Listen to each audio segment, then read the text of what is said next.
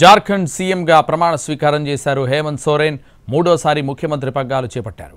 Governor Radhakrishnan Hemant సోరెన్తో ప్రమాణ స్వీకారం చేయించారు.